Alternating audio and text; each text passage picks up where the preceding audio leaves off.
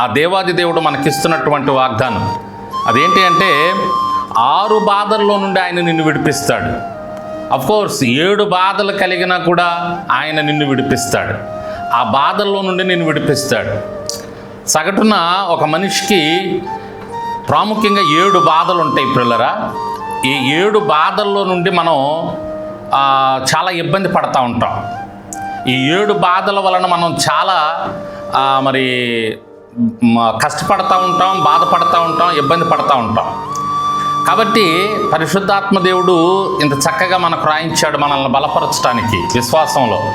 7 బాధల నుండి నేను నిన్ను తప్పిస్తాను, 7 బాధల నుండి నేను నిన్ను తప్పిస్తాను. ప్రభునంతులరా, ఆ 7 బాధలు ఏంటి అని మనం చూస్తే పరిశుద్ధ గ్రంథంలో మనకి చాలా స్పష్టంగా రాయబడి ఉన్నాయి.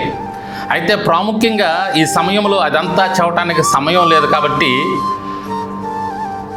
ఒక్కటి మీకు చెప్తా ఉన్నాను. అదేంటి అంటే, తప్పకుండా దేవాది దేవుడు మీకున్నటువంటి ప్రతి బాధ నుండి మిమ్మల్ని విడిపిస్తాడు. అది ప్రాముఖ్యంగా గుర్తుపెట్టుకోండి. మనల్ని విడిపించేవాడు దేవాది దేవుడు మాత్రమే. మనుషుల వలన అవ్వదు. ఎవరి మీద ఆధారపడ్డా కూడా మనిషి అనేటటువంటి వాడు ఇంతలోనే కనపడి అంతలోనే మాయమైపోయేవాడు. మనిషి అనగా మన తండ్రి కావచ్చు, మన తల్లి కావచ్చు, మన భార్య కావచ్చు, మన బిడ్డలు కావచ్చు, మన భర్త కావచ్చు, మన ఇరుగు పొరుగు వారు కావచ్చు, మన రక్త సంబంధులు కావచ్చు, మన స్నేహితులు కావచ్చు. మనిషి అంటే ఎవరైనా కావచ్చు, what ever it may be, ఎవరైనా సరే. యేసయ్య మాత్రమే మనల్ని బాధల్లో నుంచి విడిపించేవాడు. దేవునికి స్తోత్రం. ఎందుకంటే ఆయన మనిషి కాదు, ఆయన మానవుడు కాదు.